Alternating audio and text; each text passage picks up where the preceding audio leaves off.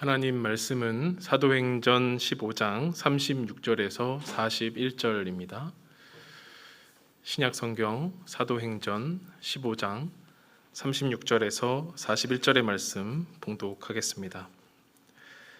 며칠 후에 바울이 바나바더러 말하되 우리가 주의 말씀을 전한 각 성으로 다시 가서 형제들이 어떠한가 방문하자 하고 바나바는 마가라 하는 요한도 데리고 가고자 하나 바울은 밤빌리아에서 자기들을 떠나 함께 일하러 가지 아니한 자를 데리고 가는 것이 옳지 않다 하여 서로 심히 다투어 피차 갈라서니 바나바는 마가를 데리고 배 타고 구브로로 가고 바울은 실라를 택한 후에 형제들에게 주의 은혜에 부탁함을 받고 떠나 수리아와 길리기아로 다니며 교회들을 견고하게 하니라.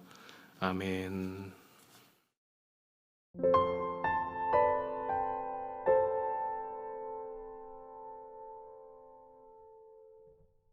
네, 여러분 안녕하세요. 이렇게 또 함께 예배드리게 돼서 기쁘게 생각합니다. 또 가정에서 이 시간 기억하고 함께 예배 드리시는 모든 분들에게도 하나님의 같은 은혜 나누실 수 있기를 바랍니다. 오늘은 대림전 두 번째 주일인데요. 우리 마가에 대한 생각을 같이 해보고자 합니다. 이 마가를 통해서 하나님께서 우리에게 주시는 그 사랑과 또 기대, 이런 것들을 이번에 생각해 보면 참 좋겠습니다. 성경에 보면은 매우 부끄러운 사건들이 가감없이 기록이 되어져 있는데 저는 그런 모습이 참 좋다고 여겨집니다. 인간의 추한 모습, 사람들의 민낯이 그 성경에 이렇게 기록되어져 있는 것이 자랑스럽지는 않지만 그래도 참 정직하다라고 하는 생각을 해봅니다. 예수님 족보에 기생 출신의 여인이 들어오는 것, 그 모습도 있고 또 시아버지와 며느리 사이에서 자식을 낳는 그런 그 모습도 성경에 있는데 정말 어떻게 이런 일이 있을 수 있을까라고 하는 생각을 해보지만 그것이 또 인간 사회의 민낯이 아닌가 하는 생각을 합니다. 오늘 본문을 보면은 사도들의 싸움과 이 싸움으로 인한 분열의 모습이 나오는데 이것도 참 부끄럽고 감추면 좋겠다라고 생각하는 사건인데 이것도 하나님 앞에서 정직하게 보면은 뭐 감출 것까지 없는, 자랑스럽지는 않지만 감출 것까지 없는 솔직한 우리의 민낯이다, 그렇게 여겨집니다. 특별히 바울과 바나바의 싸움은 초대교회와 기독교의 출범이라고 하는 그 시대적 각도에서 이 사건을 들여다보면 굉장히 위기의 한 장면이라고 볼 수가 있습니다. 자칫 잘못하면 초대교회가 세워지지 못하고 기독교가 형성되지 못했을 수 있겠다라고 하는 그러한 그 장면임에 분명합니다. 바울은 우리가 잘 알듯이 기독교 교리를 체계적으로 세운 사람이었고 바울과 함께 지금 갈등으로 싸움을 했던 바나바라고 하는 사람은 초대교회에 있어서 가장 존경받는 어른 중에 한 사람이었습니다. 그러니까 초대교회의 기둥 같은 존재라고 볼 수가 있습니다. 사도행전 4장 36절에 보면은 바나바에 대해서 이렇게 소개를 합니다. 구브로에서 난 레위족 사람이 있으니 이름은 요셉이라 사도들이 일컬어 바나바라 번역하면 위로의 아들이라 하니. 바나바를 초대교회에 있어서 위로하는 자다, 그러니까 어른으로 존경하고 모두가 다 의지했다라고 하는 것을 볼 수가 있고 성품이 존경스럽고 본받을 만해서 다들 따랐던 사람이었던 것을 알 수가 있습니다. 그렇기 때문에 이 바울과 바나바의 싸움이, 이 갈등이 매우 위태로운 싸움이었다라고 하는 것이 분명한데 그 싸움의 중심에, 싸움의 발단에 마가라고 하는 인물이 있게 됩니다. 이 마가는 바나바의 조카인데 이 마가로 인해서 바울과 바나바가 싸움을 하게 되죠. 바울의 1차 전도 여행은 바나바와 함께 동행을 했었는데 바나바와 이 전도 여행을 동행을 하다가 밤빌리아라고 하는 지역에서, 밤빌리아라고 하는 것이 지역 이름인데 그 지역의 버가라고 하는 도시에 도달했을 때 이 함께 동행했던 바나바의 조카였던 이 마가가 중도에 포기를 하고 다시 자기 집으로 돌아가는 사건이 발생합니다. 그것으로 인해서 두 번째 전도 여행을 할 때 이 마가를 데리고 가느냐 데리고 가지 않느냐 하는 문제의 견해 차이로 인해서 둘이 심히 다퉜다. 오늘 본문에 보면은 그렇게 이제 나옵니다. 첫 전도 여행에 대한 지도를 여러분들에게 좀 보여드리면은요, 한번 같이 보시면은 안디옥이라고 하는 우측에 있는 안디옥이라고 하는 도시에서 출발을 해서 지중해 터키 지역 밑에 있는 구브로라고 하는 그 섬으로 가서 전도 여행을 감당을 하고 다시 배를 타고 밤빌리아라고 하는 곳으로 갑니다. 이 밤빌리아 지역의 버가라고 하는 도시에 갔을 때 이 마가가 중간에 포기를 하게 되는 거죠. 중간에 포기해서 다시금 예루살렘, 자기 집이 예루살렘인데 예루살렘으로 먼저 돌아갑니다. 지금 저 지도에는 예루살렘이 보이지 않죠. 오른쪽 아주 밑에 쪽으로 더 내려가면 예루살렘이 있는데 그 먼 자기 집으로 이제 마가가 먼저 이제 돌아가게 돼서 남아있던 바나바와 그리고 바울이 비시디아 지역까지 올라가고 또 오른쪽에 더베라고 하는 데까지 갔다가 오는 것이 이제 그 1차 전도 여행의 루트입니다. 네, 이렇게 그 마가라고 하는 그 중도의 전도 여행을 포기한 인물로 인해서 두 사람이 아주 심각하게 싸워서 이제 그 전도 여행하는 그룹이 이제 나뉘어지게 되는데, 오늘은 이 주인공인 마가가 어떤 인물인가라고 하는 것을 성경에 나와 있는 대로 살펴보고자 합니다. 먼저 이 마가는 예루살렘 출신인데 예루살렘의 부유한 레위 가정에서 태어납니다. 이름은 성경에 보니까 요한이라고 나오고 로마식 이름이 마가로 그렇게 이제 불려졌던 것 같습니다. 아버지가 일찍 돌아가셨던 거로 이제 보이고요. 어머니 마리아라고 하는 여인의 슬하에서 자라게 되는데 워낙 집이 부자였기 때문에 그렇게 큰 어려움은 없었던 것 같습니다. 되게 아버지가 일찍 돌아가시고 어머니가 경제력이 없게 되면은 고생을 참 많이 하시는데, 이 집은 뭐 이렇게 보면은 하인들이 주로 다 이렇게 밥을 해주고 살림을 하고 하는 그러한 굉장히 큰 집이었기 때문에 그렇게 자녀를 키우는데 어렵지 않았을 것이다라고 생각을 합니다.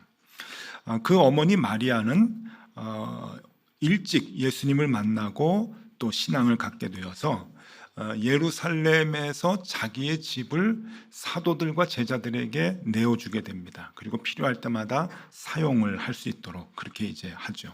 그래서 그의 집이 성경에 자주 나오게 됩니다. 마가의 다락방이라든지 또 성령의 역사라든지 하는 일들이 다 그 장소에서 일어나게 되는데, 여기가 결국 예루살렘 교회가 시작이 되는 장소로, 예루살렘 교회로 그렇게 이제 교회가 처음 세워지게 되는 장소가 됩니다. 그리고 이곳에 많은 제자들과 그리고 초대교회의 사도들이 드나들면서 하나님께 예배하는 믿음의 장소, 교회가 되는 것이죠. 마가의 다락방을 한번 좀 보여드리겠습니다. 한번 보시죠. 우리가 생각하는 다락방은 좀 많이 다릅니다. 저곳이 이제 마가의 다락방인데, 성지 순례를 가면, 예루살렘에 가면 모든 순례객들이 한 번씩 다 들리는 곳입니다. 예루살렘 아주 중심에 있고요. 구도시 그 중심에 있습니다. 저곳이 우리나라 말로 다락방이라고 이렇게 왜 번역을 했는지는 잘 모르겠습니다만은 아마 제일 위층 지붕 밑에 있어서 다락방이라고 그 이제 번역을 했는지는 모르겠는데, 시나클룸이라고 합니다. 시나클룸은 이제 식당이라고 하는, 다이닝룸이라고 번역하는 게 더 낫지 않을까 이렇게 생각이 드는데, 저곳에서 많은 사람들이 이렇게 모일 수 있는 곳이고, 저곳이 이제 보존이 잘 되어 있는데 지금까지 저곳에서 예수님께서 12제자하고 잡히시던 날 전날에 최후의 만찬을 이제 가졌던 이제 그러한 장소입니다. 또 그 사도행전 2장에 보면은 성령의 역사가 임하게 되는데, 그때 모여 있던 사람이 120명이라고 성경에 나오죠. 지금 그 다른 사진을 한번 보여드리면, 관광객들이 늘 이제 가는 같은 각도에서 찍은 사진인데 관광객이 늘 저렇게 많습니다. 이렇게 보면은 120명 앉는 것은 어렵지 않았겠다 하는 생각이 들어요. 그 넓이가 교회를 할 정도로 120명이 모여서 기도할 정도로 이렇게 널찍한 그리고 천장도 높은 이제 그러한 그 장소입니다. 이게 개인 집이라는 거예요. 마가의 집이었다, 어머니 마리아의 집이었다라고 하는데, 그러니까 이제 교회가 가능했던 거죠. 외관을 조금 보여드리면은요, 바깥에서 찍은 것도 보면은 이제 3층 정도의 이제 높이 창문이 이제 돼 있죠. 맨 아래층이 1층, 2층, 3층 이렇게 되는데 아마 이제 3층에 저 공간이 있는데 그래서 다락방이라고 이제 붙여지지 않았는가 여겨지고요. 저게 이제 개인 집이니까 굉장히 그 당시로서는 부유했던 권세 있던 집이었다라고 하는 것을 우리가 알 수가 있습니다. 교회로 시작이 되었죠. 이 교회라고 얘기하는 것이 그 집이 교회였다라고 하는 것이 성경에 자주 나옵니다. 사도행전 12장 5절에 보면은 베드로가 예루살렘 옥에 갇혀서 이제 순교를 앞두고 있는 그 위험한 순간에 사람들이 교회에서 모여서 기도했다라고 하는 표현이 나오는데 그 교회가 바로 저곳을 말합니다. 그래서 베드로가 천사가 나와가지고 결박을 풀어주고 옥에서 극적으로 나오게 되죠. 그래서 제일 먼저 달려간 곳이 바로 이곳입니다. 사도행전 12장 11절 12절 말씀을 읽어드리겠습니다. 이 베드로가 옥에서 이제 헤롯 왕에 의해서 이제 순교되기 직전에 야고보는 이미 순교가 됐고 그 다음 차례가 베드로였을 때 옥에 갇혀 있었는데 천사가 그 밤에 풀어주게 됩니다. 그 상황을 기록해 준 말씀이죠. 이에 베드로가 정신이 들어 이르되 내가 이제야 참으로 주께서 그의 천사를 보내어 나를 헤롯의 손과 유대 백성의 모든 기대에서 벗어나게 하신 줄 알겠노라 하여 깨닫고 마가라 하는 요한의 어머니 마리아의 집에 가니 여러 사람이 거기에 모여 기도하고 있더라. 5절에서는 교회다 그렇게 이제 표현을 해주고 있어요. 모여서 기도하고 있는 교회로 베드로가 이제 가게 됩니다. 그래서 이 마가의 집은 예루살렘 교회였다라고 하는 것을 말씀드리고 있는 거고요. 이 마가의 신앙의 형성은 이제 제일 우선은 이제 어머니의 영향이 컸겠고요. 그리고 바나바가 외삼촌입니다. 그 외삼촌의 영향을 많이 받았던 것 같습니다. 그리고 교회였기 때문에 예수님도 들어오셨고 그리고 예수님의 제자들도 들어오고 그리고 예수님 돌아가시고 난 다음에 제자들이 이제 사도가 되죠. 그 사도들과 함께 신앙생활을 그곳에서 하면서 그 제자들의 영향을 많이 받았는데 그 중에 베드로에 의해서 변화를 받은 것으로 그렇게 추정이 됩니다. 왜냐하면은 베드로전서 5장 13절에 보면은 베드로가 이 마가를 자기의 아들이라고 표현을 합니다. 읽어드리겠습니다. 택하심을 함께 받은 바벨론에 있는 교회가 너에게 문안하고 내 아들 마가도 그리하느니라. 아들 마가다. 마가가 내 아들이다 라고 하는데 그 당시의 언어의 표현으로 봤을 때 미루어 봤을 때 아들은 그냥 단순하게 친해서 교회 안에서 아들이라고 얘기하고 있지는 않습니다. 아들이라고 얘기할 때는 믿음으로 변화시킨 믿음으로 낳은 사람들을 아들이라고 초대교회에서 그렇게 표현을 했는데 바울도 디모데를 아들이라고 얘기를 하죠. 믿음으로 낳은 아들이라고 얘기하듯이 이 베드로도 마가를 내 아들이라고 얘기했을 때는 아마 이 베드로의 영향을 가장 많이 받지 않았겠는가 그렇게 생각을 하고 있는 것이죠. 아마 그것이 맞을 겁니다. 그래서 이 어머니의 영향과 외삼촌 바나바의 영향 그리고 예수님의 제자들의 영향도 많이 받았지만 베드로에게 가장 큰 감동과 영향을 받고 아마 헌신자의 길에 들어서지 않았는가 그렇게 보여지게 됩니다. 여러분 그 집안의 분위기가 이렇게 집이 교회고 또 교회의 많은 사도들과 제자들을 이렇게 보면서 성장을 하고 인격이 완성이 되어 간다고 한다면 자연스럽게 헌신을 하게 될 것이다 라고 여겨집니다. 아마 그렇게 마가가 헌신을 했던 것 같습니다. 저는 중학교 때 선교에 헌신을 했습니다. 선교사가 되겠습니다 라고 선교에 헌신을 하고 정말 선교사가 되기 위해서 신학교를 갔죠. 저는 목사가 되기 위해서 신학교 간 게 아니라 선교사가 되고 싶어서 신학교를 간 그 케이스인데요. 제가 자랐던 교회는 선교에 모든 에너지를 다 쏟아부었던 교회였습니다. 그래서 늘 선교사님이 오셔서 설교를 하셨고, 그리고 교회의 선배들, 제가 교회 학교에서 쭉 컸는데 교회의 선배들 그리고 또 동기들, 선교사가 굉장히 많았습니다. 특별히 존경하는 친했던 선배들이, 형들이, 누나들이 다 선교지에 가서 선교 보고도 하고 이제 이런 것들을 늘 이렇게 보면서 교회 생활을 했기 때문에 저는 그냥 누가 그래요? 어떻게 선교에 이렇게 헌신을 했느냐 그러는데 그냥 안 하면 안 되는 줄 알았어요. 분위기가 다 그래가지고 신앙생활을 하고 그러면은 다 선교사가 되는 거구나 그렇게 생각을 하고 그런 분위기에서 이제 컸는데, 마가가 아마 그런 것이 아닌가 하는 생각을 하게 됩니다. 자기 집에서 믿음의 사람들을 보면서 그들의 사역과 헌신을 보면서 자신도 헌신을 했던 그러한 그 모습이 마가의 모습이었겠다 여겨지는 것이죠. 그래서 이 외삼촌과 그리고 바울이라고 하는 사람과 전도 여행을 출발을 했던 것인데, 그런데 이 헌신의 삶을 살다가 이 마가의 모습을 보면은 두 번이나 실패를 하게 됩니다. 그러니까 중간에 포기를 하게 되죠. 성경에 나와 있는 것이 두 번인데 이제 보면은요, 첫 번째 포기하는 순간이 나옵니다. 이때는 이게 예수님하고 같이 다닐 때인데 12제자는 아니지만 예수님을 가까이에서 이제 따르고 가르침을 받고 했던 그 때인데, 예수님이 잡혀가는 그 순간에 제자들이 다 도망을 갔잖아요. 제자들이 도망을 가면서 이 마가도 잡혔던 것 같습니다. 그랬더니 마가도 이 잡힌 것을 끌고 이제 도망갔다고 하는 표현이 성경에 나오는데, 마가복음 14장 50절에서 52절까지의 말씀입니다. 제자들이 다 예수를 버리고 도망하니라. 한 청년이 벗은 몸에 배 혼니부를 두르고 예수를 따라가다가 무리에게 잡히매 배 혼니부를 버리고 벗은 몸으로 도망하니라.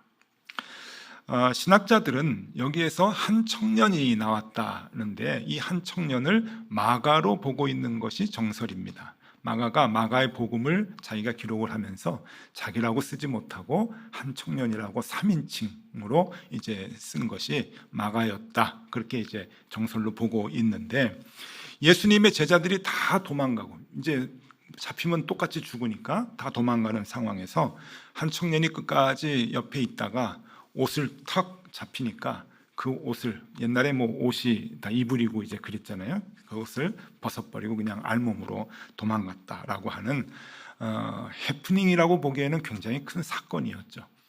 이렇게 지금 첫 번째 주님 곁을 떠나는 그 사건이 나오게 됩니다. 두 번째, 주님을 따라 헌신하다가 포기를 한 모습이 오늘 본문의 모습인데, 바울과 바나바의 전도 여행의 동행을 하는 중에 무슨 이유인지 중간에 포기하고 집으로 돌아갑니다. 그 상황을 사도행전 13장 13절에서는 이렇게 표현해주고 있습니다.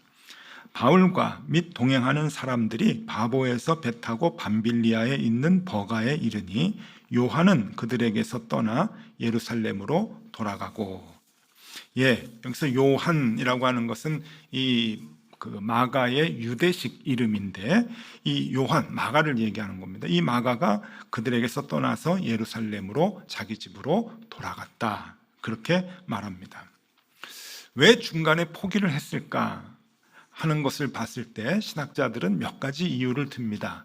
성경에 나와 있지 않기 때문에 정확한 이유는 모르겠지만 추측을 해보면 몇 가지 이유가 되는데, 하나는 먹고 자는 문제가 굉장히 괴로웠을 것이다 라고 하는 거예요. 부잣집 청년으로 고생을 하지 않고 생활을 했던 이 마가가 정말 오지에서 먹는 것과 잠자는 것, 이 모든 생활하는 것이 힘든 상황에서 길게 그 전도 여행을 간다고 하는 것이 아마 힘에 부치지 않았겠는가라고 하는 것이고, 이 먹고 자는 문제 때문에 그래서 중간에 포기하고 집으로 갔을 것이다 하는 겁니다. 여러분, 다른 이유가 있으면 딴 곳으로 가겠죠. 바나바나 바울이 이 편지 가지고 다른 교회로 가라 그러면 다른 데로 갔을 텐데, 성경에 보면은 예루살렘, 자기 집으로 갔다 그러는 거거든요. 두 번째, 아마 유대인들의 핍박 때문에 견디지 못하고 돌아가지 않았을까 하는 이야기입니다.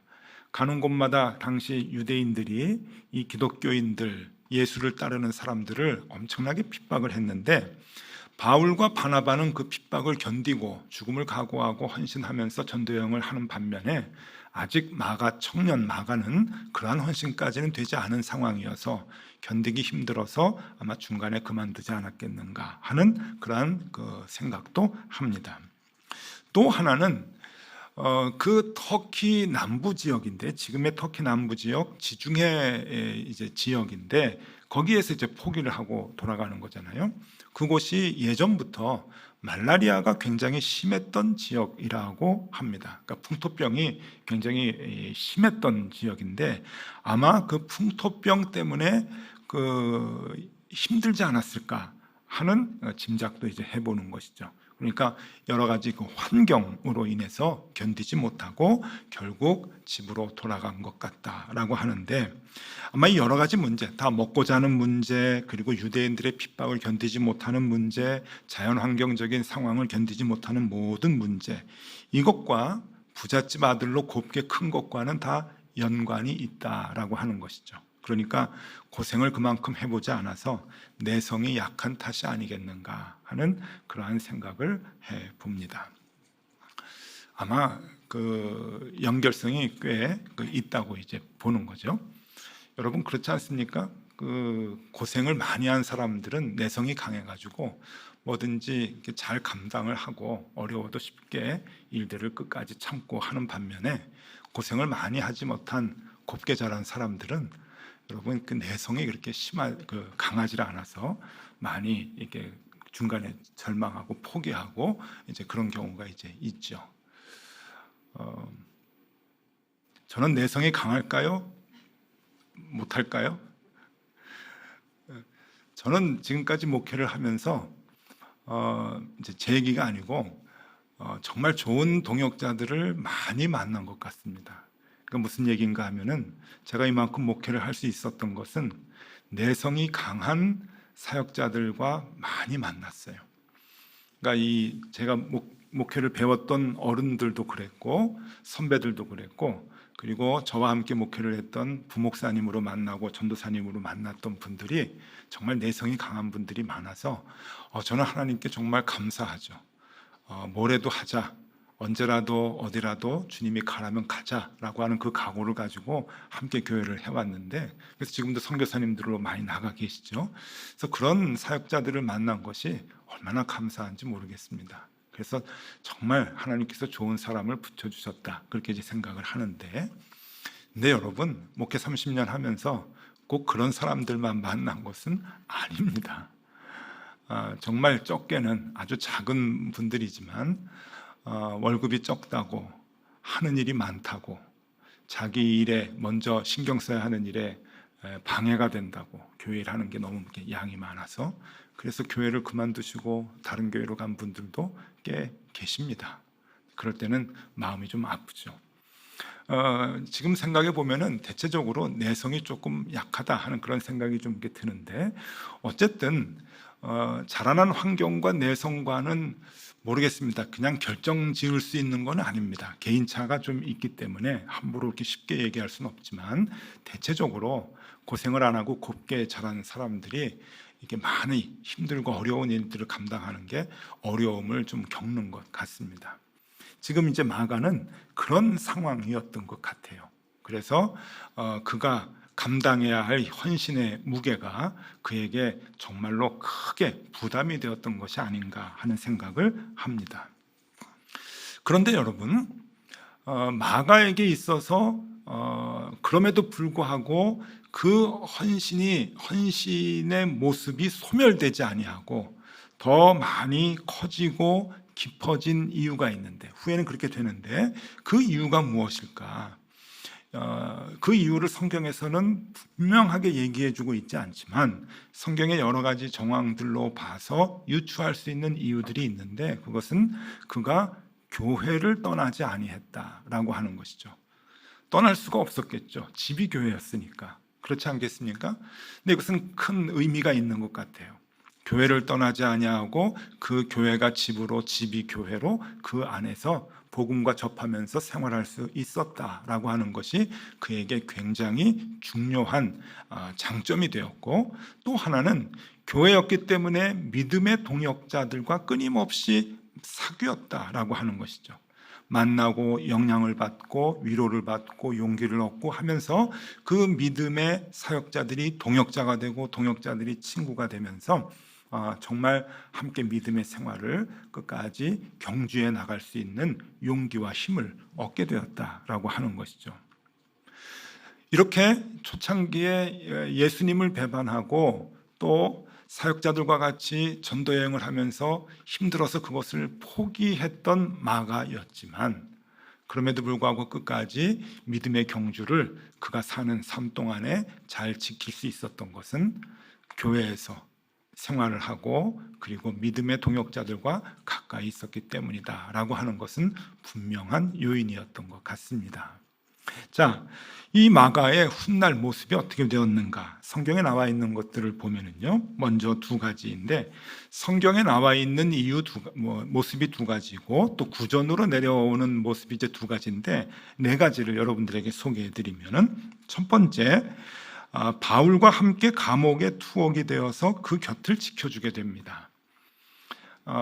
고생스럽다고 바울과 함께 전도여행을 하다가 포기했던 마가였지만, 나중에는 바울과 함께 감옥에 투옥이 되고 그 바울의 곁을 끝까지 지켜주는 믿음의 동역자가 되었던 것이죠.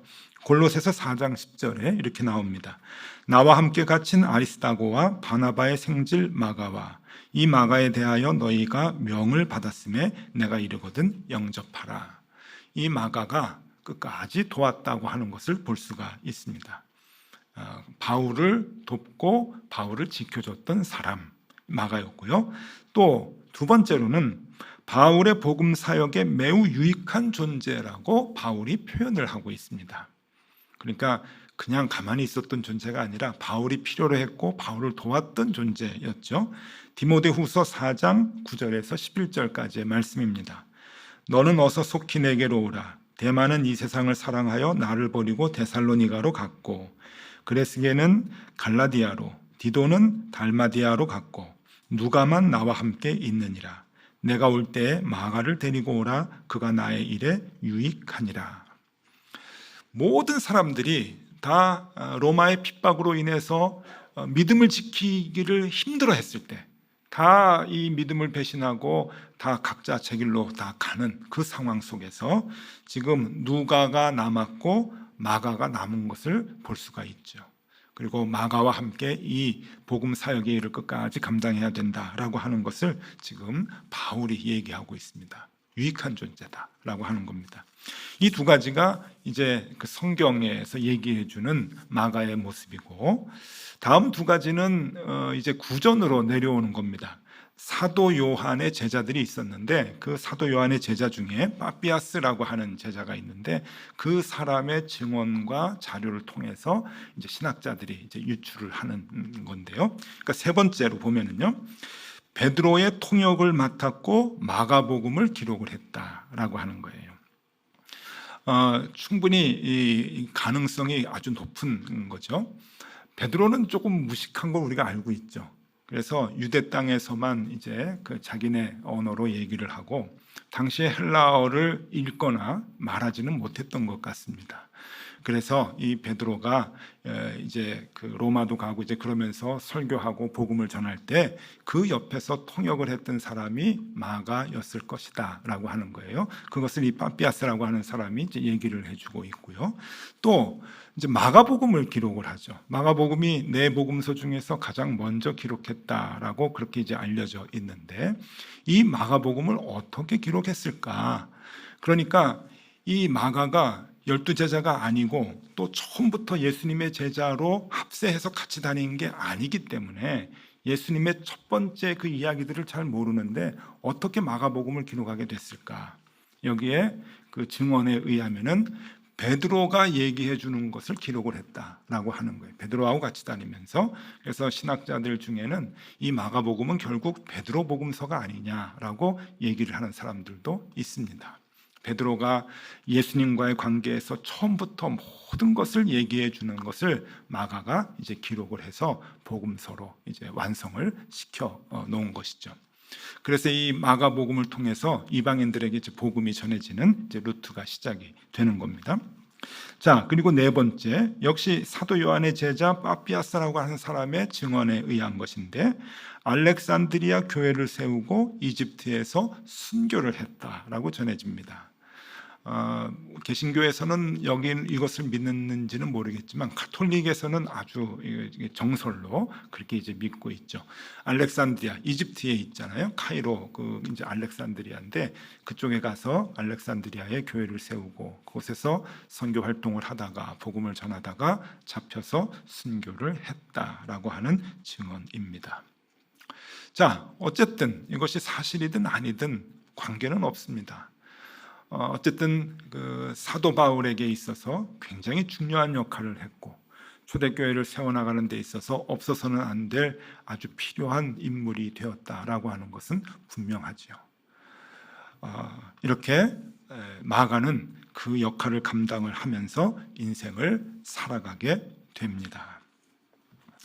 자, 여러분 무엇을 배울 수 있을까요? 이 마가를 보면서 마가가 참 친근하게 느껴지네요. 왜 친근하게 느껴지는가 보니까 자꾸 배신을 하고 중간에 헌신에 대한 포기를 하니까 이게 마음이 좀 놓이는 거예요. 그동안 저도 하나님에 대해서 헌신을 아주 깊이 하고 각오를 많이 했었는데 지금까지 살아오면서 그거 다 이루지 못하고 있거든요. 그래서 제 마음속에 응어리가 하나 이렇게 이거를 내가 하나님 앞에 지키지 못하고 사는 응어리가 있었는데 마가를 보면서 조금 풀리는 것 같아요. 그러니까 마가가 조금 이렇게 친근감 있게 이제 다가오거든요. 나만 그런 거 아니네. 마가도 그랬네. 한 번도 아니고 두 번씩이나 그랬네. 이제 이런 생각이 드는 거예요. 여러분 어떻게 저뿐만이겠습니까? 우리 모두가 그렇잖아요.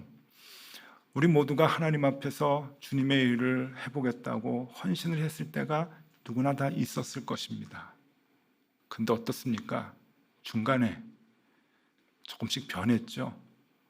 포기했다고까지는 선언하지 못하겠지만 우리도 변했습니다. 여러 가지 이유 때문에 변했죠.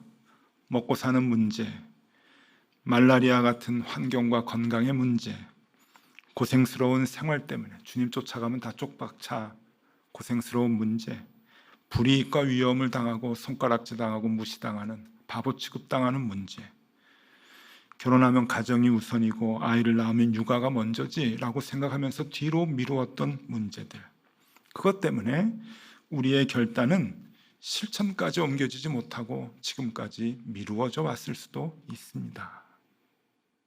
근데 여러분 감히 말씀드리는 것은 괜찮습니다. 마가도 그랬고 또 우리도 똑같은 길을 걷고 있지만 괜찮습니다. 그러나 여러분 이렇게 포기하는 삶을 살면서 멈춰진 삶을 살면서 끝까지 가면 곤란하겠죠. 그죠? 한두 가지만 우리 같이 지키면 좋을 것 같습니다. 그것은 뭔가 하면 여러 가지 나의 사정, 내 집안의 사정, 나의 환경 때문에 그 헌신의 그 정도가 약해지고 멈춰지기는 했지만 그래도 여러분 이 교회의 울타리를 벗어나지 않으면 좋겠습니다. 주님의 끈이 더 멀어지지 않으면 좋겠습니다. 믿음의 동역자들하고 함께 생활하는 그것을 여러분 잃어버리지 않으면 좋겠습니다. 그거면 충분합니다. 우리가 늘 주님 앞에서 예배하고 그리고 가능하면 기회가 있는 대로 주님을 섬기는 사람들하고 동역자들하고 함께 생활하려고 애를 쓰는 것, 그것이 우리를 살리고 우리를 다시금 주님 앞으로 세우는 놀라운 끈이 된다고 하는 것을 우리가 알면 좋겠습니다. 그래서 지금까지 많이 먹고 사는 것 때문에 놓쳐왔던 그런 문제들이 있다고 한다면 여러분 괜찮습니다. 그러나 그저 우리가 하나님의 말씀에 끈을 놓지 않고 주님과의 관계에 끈을 놓지 않고 계속 생활하다 보면은 우리도 모르는 사이에 조금씩 그 헌신의 모습들이 다시금 회복되고 주님 기뻐하시는, 그래서 마가와 같이 하나님의 나라를 이 땅에 만들어 나가는 일에 쓰임받는 그러한 역할을 할 수 있을 것입니다. 우리 그러한 교우들이 다 되면 좋겠습니다. 네. 여러분, 다시금 이 대림절, 예수님이 오시는 이 시즌에 그 예수님이 우리에게 마음속에 다시 오셔서 다시금 그 헌신의 마음, 옛날에 그 하나님 앞에 했던 그 헌신의 마음이 뜨겁게 살아나면 좋겠고, 그 마음으로 인해서 조금씩 더 주님께 나아가는 우리들이 되면은 좋겠습니다. 기도하겠습니다. 주님, 한때 열정을 갖고 주님을 따른다 했지만 먹고 사는 문제 때문에 우리 가정과 가족을 먼저 챙기느라 내가 먼저 이 땅에서 성공하고 커야겠기에 이런 핑계 저런 논리로 주님의 일들을 포기하고 다 미루어 왔습니다. 다시 주님을 생각하게 하시고 주님을 따르는 삶에 힘을 내게 하여 주옵소서. 거기에서부터 회복이 시작되게 하여 주옵소서. 예수 그리스도 이름으로 기도드리옵나이다. 아멘.